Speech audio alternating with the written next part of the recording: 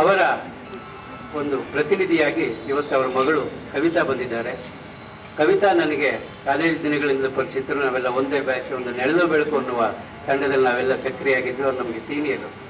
ಅವತ್ತಿಂದಲೂ ಇವತ್ತಿನ ತನಕನೂ ನಮ್ಮ ಸಂಬಂಧ ಹಾಗೆ ಇದೆ, ಹೃದಯದ ಸಂಬಂಧ ಅದು. ಕವಿತಾ ಬಂದಿದ್ದಾರೆ, ದಯವಿಟ್ಟು ವೇದಿಕೆಗೆ ಬನ್ನಿ.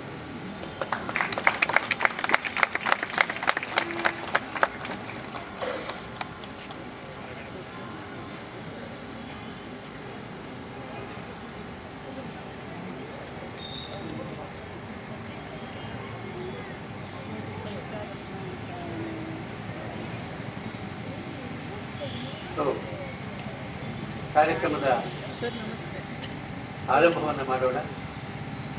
ಕಾರ್ಯಕ್ರಮದ ಉದ್ಘಾಟನೆಯನ್ನ ಪುರುಷೋತ್ತಮ ಬಿಳಿಮಲೆ ಅವರು ಮಾಡಬೇಕು ಅಂತ ಕೇಳ್ತಾರೆ. ಬನ್ನಿ ಸರ್.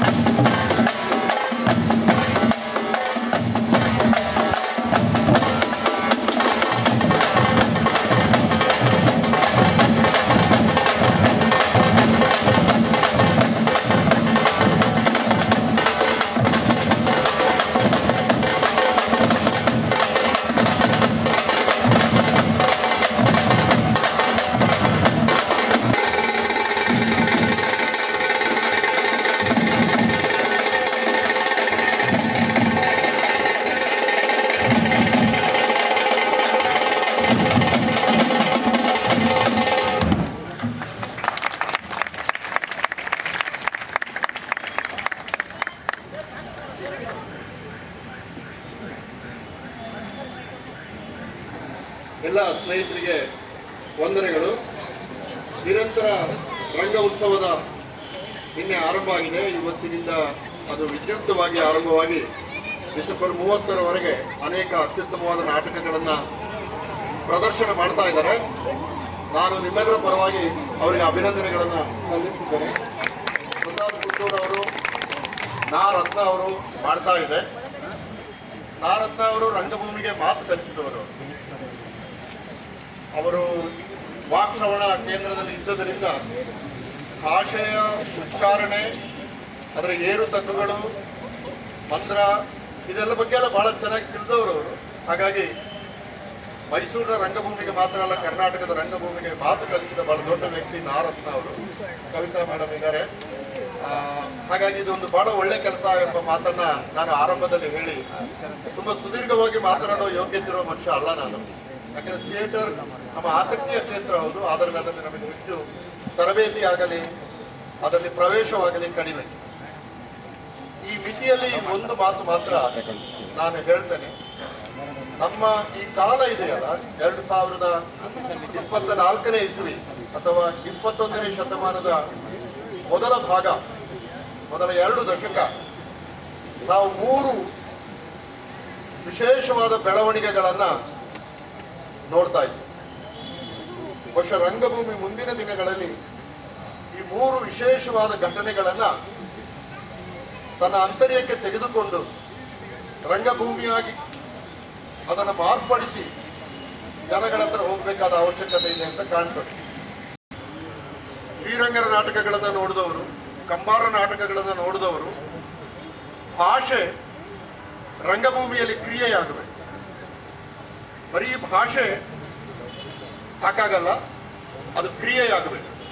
ಬಹುಶಃ ಕಾರ್ನಾಡರ ಬಹಳ ದೊಡ್ಡ ಸಿದ್ಧಿ, ಅವರ ಪ್ರತಿ ಡಯಲಾಗುಗಳು ಕೂಡ, ಪ್ರತಿ ಮಾತು ಕೂಡ ರಂಗಭೂಮಿ ಮೇಲೆ ಕ್ರಿಯೆಯಾಗುತ್ತೆ. ಅದನ್ನು ನಾನೀಗ ಮಾತಾಡಿದಾಗ ನಿಂತುಕೊಂಡು ಮಾತಾಡಲಿಕ್ಕೆ ಸಾಧ್ಯವೇ ಇಲ್ಲ. ಕ್ರಿಯೆಯ ಮೂಲಕನೇ ಅಭಿವ್ಯಕ್ತಿ. ಅದಕ್ಕೆ ಭಾರತೀಯ ರಂಗಭೂಮಿಗೆ ಕಾರ್ನಾಡರ ಬಹಳ ದೊಡ್ಡ ಕೊಡುಗೆ ಮಾತು ಕ್ರಿಯೆಯಾಗುವ ಬಗ್ಗೆ. ಆದರೆ ಇವತ್ತು 130 ಭಾಷೆಗಳಿವೆ.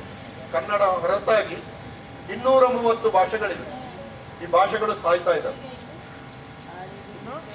ಯಾವ ಭಾಷೆಯ ಸ್ಟ್ಯಾಟಿಸ್ಟಿಕ್ಸ್ ನೀವು ತೆಗೆದುಕೊಂಡ್ರೂ ಕೂಡ ಕಳೆದ 20 ವರ್ಷದಲ್ಲಿ ಅವುಗಳ ಸಂಖ್ಯೆ ಪತನಮುಖಿಯಾಗಿದೆ. ಕನ್ನಡ ಅಖಿಲ ಭಾರತ ಮಟ್ಟದಲ್ಲಿ ಅದರ ಬೆಳವಣಿಗೆ ತೋರಿಸ್ತಾ ಇರೋದು ಕೇವಲ 3%. ಹಿಂದಿ 66% ವೇಗದಲ್ಲಿ ಬೆಳೀತಾ ಇದೆ. 66% ವೇಗದಲ್ಲಿ ಬೆಳೀತಿರುವ ಒಂದು ಭಾಷೆ 3% ವೇಗದಲ್ಲಿ ಕುಂಟಿಕೊಂಡು ಸಾಗುತ್ತಿರುವ ಭಾಷೆಯನ್ನ ಹೊಸಕಿ ಹಾಕುವುದು, ಬುಲ್ಡೋಸ್ ಮಾಡುವುದು ಹೆಚ್ಚು ಕಷ್ಟ ಅಲ್ಲ. ಅದು ಈಗ ನಡೀತಾ ಇದೆ. ಕೊರಗ ಭಾಷೆ 1881 ಮೊದಲ ಜನಗಣತಿಯಲ್ಲಿ ತೋರಿಸಿದ ಸಂಖ್ಯೆ 55,000. 2011ರಲ್ಲಿ ಅದೇ ಕೊರಗ ಭಾಷೆ ತೋರಿಸುವ ಸಂಖ್ಯೆ ಕೇವಲ 2,000. ಅಂದ್ರೆ ಮುಂದಿನ 20-30 ವರ್ಷದಲ್ಲಿ ಕೊರಗ ಭಾಷೆ ಕಣ್ಮರೆ ಆಗ್ತದೆ. ಅನೇಕ ಭಾಷೆಗಳ ಸ್ಟ್ಯಾಟಿಸ್ಟಿಕ್ಸ್ ನಮ್ಮ ಹತ್ರ ಇಲ್ಲ, ಆದ್ರೆ ಅವು ಸಾಯ್ತಾ ಇದ್ದಾವೆ ಎಂಬುದು ಬಹಳ ಸ್ಪಷ್ಟವಾಗಿದೆ. ಈವನ್ ಕೊಡವ ಭಾಷೆ, ನನ್ನ ವಿದ್ಯಾರ್ಥಿನಿ ರೇಖಾ ವಸಂತ್ ಇದ್ದಾರೆ, 2001ರಲ್ಲಿ ಅದು 1,66,000 ತೋರಿಸಿದೆ. 2011ರಲ್ಲಿ ಅದು ತೋರಿಸ್ತಾ ಇರೋದು 1,36,000. ಅಂದ್ರೆ 19% ಭಾಷೆ ಪತನಮುಖಿಯಾಗಿದೆ. ಇಡೀ ದೇಶದಲ್ಲಿ ಸುಮಾರು 19,000 ತಾಯ್ನುಡಿಗಳು ಏನಿದಾವೆ ಅವು ಎಲ್ಲ ಪತನಮುಖಿ ಆಗ್ತಾ ಇದೆ. ಮತ್ತು ಮುಂದಿನ 100 ವರ್ಷದಲ್ಲಿ ಜಗತ್ತಿನ 5% ಜನರ ಭಾಷೆ 95% ಜನರನ್ನ ಆಳ್ತದೆ. ಇದು ಭಾಷಾಶಾಸ್ತ್ರಜ್ಞರು ಹೇಳುವ ಕೆಲಸ. ಅಂದ್ರೆ 95% ಜನ ತಮ್ಮ ಮಾತೃಭಾಷೆಗಳನ್ನ ಕಳ್ಕೊಳ್ತಾರೆ. ಇದು ಒಂದು ಮೇಜರ್ ವಿಷಯ. ಇದರ ಜೊತೆಗೆ ಕಮ್ಯುನಿಟಿಗಳು ಸಾಯ್ತಾ ಇದ್ದಾವೆ. ಈಗ ಮೈಸೂರಿನ ಸುತ್ತಮುತ್ತ ಸುಮಾರು 18 ಟ್ರೈಬ್ಗಳಿದ್ದಾವೆ, ಚೆಂಚುಗಳು ಮೊದಲಾದವರೆಲ್ಲ. ಅದರ ವಿವರಗಳನ್ನು ಹೇಳೋದಿಲ್ಲ ನಾನು. ಆದ್ರೆ ಮುಂದಿನ 50 ವರ್ಷದಲ್ಲಿ ಆ ಚೆಂಚುಗಳು ಎಂಬುದು ಇರೋದಿಲ್ಲ. ಯಾಕೆಂತಂದ್ರೆ ಇರೋದಿಲ್ಲ ಅಂದ್ರೆ ಅವ್ರು ಜನ ಇರ್ತಾರೆ, ಆದ್ರೆ ಅವರು ತನ್ನ ಟ್ರೈಬಲ್ ಎಲಿಮೆಂಟ್ಗಳನ್ನ ಬಿಟ್ಟುಕೊಟ್ಟು ಅವರು ಮೈನ್ ಸ್ಟ್ರೀಮ್ಗೆ ಬರ್ತಾರೆ. ಒಂದು ಅವರು ಕನ್ನಡ ಕಲಿತು ನಮ್ಮ ಜೊತೆ ಸೇರ್ಕೊಳ್ತಾರೆ, ಆಗ ಅವರ ಗುಣಗಳು ಹೊರಟೋಗ್ತವೆ. ಸೊ ದೇಶದಾದ್ಯಂತ ಈಗಾಗಲೇ ಅನೇಕ ಟ್ರೈಬಲ್ಗಳು ಅಂದ್ರೆ ನಾಶವೇ ಆಗಿವೆ, ಜನಗಳೇ ಇಲ್ಲ ಅಲ್ಲಿ. ಸೊ ಸಮುದಾಯಗಳು ನಾಶ ಆಗ್ತಾ ಇದೆ. ಮೂರನೇದು ಬಹಳ ಮುಖ್ಯವಾದ ಥಿಯೇಟರ್ಗೆ ನನ್ನ ಕೊನೆಯ ಮಾತು, 21ನೇ ಶತಮಾನದ ಬಹಳ ದೊಡ್ಡ ಒಂದು ಬೆಳವಣಿಗೆ ಯಾವುದು ಅಂದ್ರೆ ತತ್ವಶಾಸ್ತ್ರದ ಸಾಲು. ಫಿಲಾಸಫಿ ಸಾಯ್ತಾ ಇದೆ ಇವತ್ತು ಆರ್ಗ್ಯುಮೆಂಟ್ಗಳೇ ಇಲ್ಲ. ಈಗ ನಾನು ಯಕ್ಷಗಾನದ ಬ್ಯಾಕ್ಗ್ರೌಂಡ್ ಇಂದ ಬಂದವನು. ನನ್ನ ಗೆಳೆಯ ಜೀವನ್ ರಾಮ್ ಅವರ ಇಲ್ಲೇ ಇದ್ದಾರೆ, ಅವರ ತಂದೆ, ನಾವೆಲ್ಲ ಒಟ್ಟಿಗೆ ವೇಷ ಮಾಡ್ತಾ ಇದ್ದೇವೆ ಒಂದು ಕಾಲಕ್ಕೆ. ಈಗ ರಾಮ ಮತ್ತು ವಾಲಿ ಒಂದು ತಾಳಮತಲೆಯಲ್ಲಿ ಅರ್ಥ ಹೇಳಲಿಕ್ಕೆ ಕೂತ್ರೆ ಸುಮಾರು 2 ಗಂಟೆಗಳ ಕಾಲ ಒಂದು ವಾದ ನಡೀತಾ ಇದೆ. ಈಗ ವಾದದ ಕೊನೆಯಲ್ಲಿ ರಾಮ ಮಾಡಿದ್ದು ಸರಿಯೋ ವಾಲಿ ಮಾಡಿದ್ದು ಸರಿಯೋ ಎಂಬುದು ಅಪ್ರಸ್ತುತ. ಅದು ಮುಖ್ಯವಾದ ವಿಷಯವೇ ಅಲ್ಲ. ಪ್ರಸಂಗದಲ್ಲಿ ವಾಲಿ ಸಾಯ್ತಾನೆ, ರಾಮ ಕೊಲ್ತಾನೆ. ಆದ್ರೆ ವಾಲಿಯಂತ ವೀರನನ್ನ ಮರದ ಅಡ್ಡದಲ್ಲಿ ನಿಂತು ರಾಮ ಕೊಂದದ್ದು ಸರಿಯೋ ತಪ್ಪೋ ಎಂಬುದು ಚರ್ಚೆಯ ವಿಷಯ. ಈ ಚರ್ಚೆ ಭಾಷೆಯ ಮೂಲಕ ಯಾವ ಎತ್ತರಕ್ಕೆ ತಗೊಂಡು ಹೋಗ್ತಿದ್ರು ಅಂತಂದ್ರೆ, ಭಾಷೆಯ ಮೂಲಕ ಕಲಾವಿದರು ನಮ್ಮನ್ನ ಎತ್ತಿಕೊಂಡು ಹೋಗುತ್ತಿದ್ದ ಎತ್ತರ ಇದೆಯಲ್ಲ, ಅದೇ ಅಲ್ಟಿಮೇಟ್. ಕೊನೆಗೆ ಮಂಗಳ ಹೇಳ್ತಾರೆ ವಾಲಿ ಸಾಯ್ತಾನೆ, ಆದ್ರೆ ಅದು ಇಂಪಾರ್ಟೆಂಟೇ ಅಲ್ಲ. ಈ ಎತ್ತರ ಇದೆಯಲ್ಲ, ಭಾಷೆಯ ಮೂಲಕ ನಾವು ತಲುಪುವ ಎತ್ತರ ಇದೆಯಲ್ಲ, ಅದು ಇವತ್ತು ಕ್ಷೀಣಿಸಿ. ಇವತ್ತು ಭಾಷೆಯ ಮೂಲಕ ಮಹತ್ವದ ಚರ್ಚೆಗಳೇ ನಡೀತಾ ಇಲ್ಲ. ಇದಕ್ಕೆ ಶಿಕ್ಷಣ ಪದ್ಧತಿಯಲ್ಲಿ, ನಮ್ಮ ರಾಜಕೀಯ ಪದ್ಧತಿಯಲ್ಲಿ ಕಾರಣಗಳಿದೆ. ನಾನು ಅದರ ವಿವರಣೆಗಳಿಗೆ ಹೋಗುದಿಲ್ಲ. ಆದ್ರೆ ನಾವು ಒಪ್ಪಿ ಬಿಡಿ, ನಿನ್ನೆ ಕೂಡ ನಾನೊಂದು ಕಾರ್ಯಕ್ರಮದಲ್ಲಿ ಹೇಳಿದೆ, ಈಗ ದ್ವೈತಿಗಳು, ಅದ್ವೈತಿಗಳು, ಇದೇ ಮೇಲುಕೋಟೆಯ ವಿಶಿಷ್ಟಾದ್ವೈತಿಗಳು ವೇದಗಳನ್ನೇ ಪ್ರಾಮಾಣ್ಯವಾಗಿ ಇಟ್ಟುಕೊಂಡು ನಡೆಸಿದ ಚರ್ಚೆ ಮತ್ತು ತಲುಪಿದ ಎತ್ತರ ಇದೆಯಲ್ಲ, ಅದು ಅಸಾಮಾನ್ಯ. ಭಾರತೀಯ ಕಾವ್ಯ ಮೀಮಾಂಸೆಯಲ್ಲಿ ಆನಂದವರ್ಧನ, ಮಮ್ಮಟ ಮೊದಲಾದವರು ಕಾವ್ಯ ಮೀಮಾಂಸೆಯ ಬಗೆಗೆ ನಡೆಸಿದ ಫಿಲಾಸಫಿಕಲ್ ಚರ್ಚೆ ಇದೆಯಲ್ಲ, ಅದು ಅತ್ಯದ್ಭುತವಾದದ್ದು. ಆ ಎತ್ತರಕ್ಕೆ ನಮಗೆ ಇವತ್ತು ಏರಕ್ಕಾಗ್ತಾ ಇಲ್ಲ. ಒಂದು ಪುಸ್ತಕ ಕೊಟ್ರೆ ಓದಿ ವಿಮರ್ಶೆ ಬರೆಯೋರಿಲ್ಲ, ಸರಿ, ಅಥವಾ ಒಂದು ಒಳ್ಳೆ ನಾಟಕ ನೀವು ಮಾಡಿದ್ರೆ ಇವತ್ತು ಅತ್ಯುತ್ತಮವಾದ ವಿಮರ್ಶೆ ಬರೆಯುವವರಿಲ್ಲ, ಅಥವಾ ಒಂದು ವೇಳೆ ವಿಮರ್ಶೆ ಬರೆದ್ರು ಪ್ರಕಟ ಮಾಡುವವರಿಲ್ಲ. ಬಹುಶಃ ಈ ಕೆಲಸವನ್ನು ಮಾಡಲಿಕ್ಕೆ ಅತ್ಯಂತ ಸಮರ್ಥಿರುವ, ಭಾರತದಲ್ಲಿ ಅತ್ಯಂತ ಸಮರ್ಥಿರುವ ಏಕೈಕ ಮಾಧ್ಯಮ ಅಂದ್ರೆ ಥಿಯೇಟರ್.